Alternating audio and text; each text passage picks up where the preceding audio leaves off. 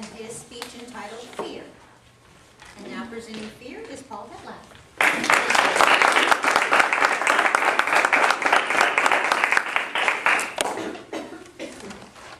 Have you ever been afraid?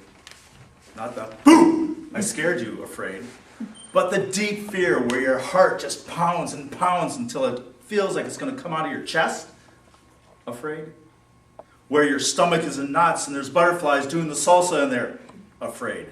Where your hands sweat and you just shiver? Afraid. My first experience with that type of fear was when I was 10 years old. I lived in Wisconsin, and it was one of those hot summer August nights. Most of you down here don't realize what that is because you have this central AC and things are nice and cool. We didn't have this. This is an old, white, two-story farmhouse in the middle of cornfields with no AC, not even a box fan to cool us off. It was dark. Not a moon, not a star in the sky. It was dark. The only thing I had as a 10-year-old was in my bed with a window open, wishing there was a breeze that would come through as sweat would kind of come down and I'd toss and turn. The only thing I had there was my thoughts. 10-year-old thoughts can be really weird. And then all of a sudden, I heard it. What was that? I listened. I move over to the window. The window was open, remember, because there was nothing happening. And I listened. There was again some noises. There's somebody out there. Sounds like they're talking. What are they saying? Break in. Rob them. Kill them. Yeah, my heart was going.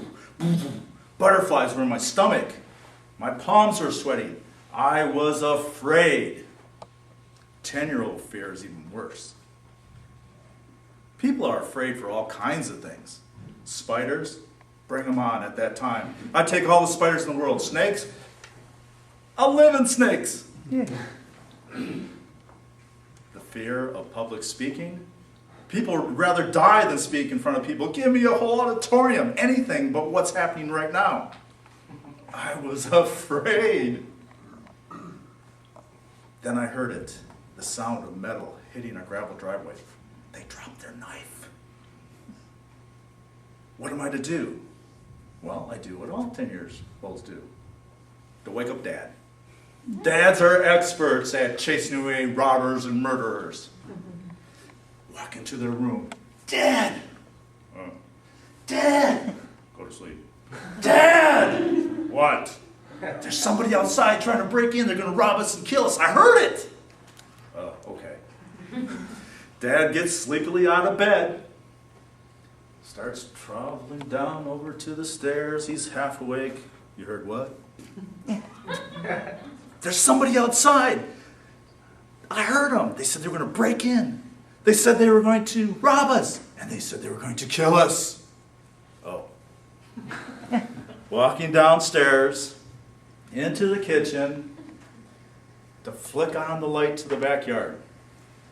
He flicks it on, and there's not one, not two, but there is a whole gang of horses.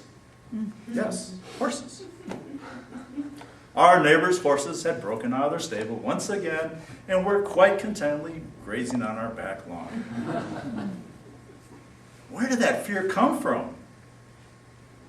I submit to you today that your fear is correlated to your imagination. The bigger the imagination, the bigger potential for fear. Think about it. As I was a kid, what was happening in my mind? My imagination. I had a wonderful imagination.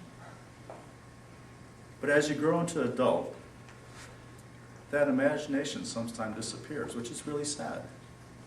But not always your fears. So I went on a quest to find out how to conquer fear without losing my imagination.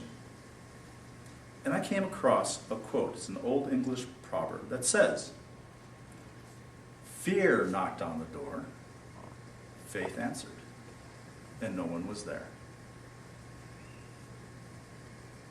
fear is going to knock on your door. But I challenge you to have faith in who you are. Have faith in your abilities. Have faith in the one who created you. So that when fear knocks on your door, your faith will answer to find nobody there.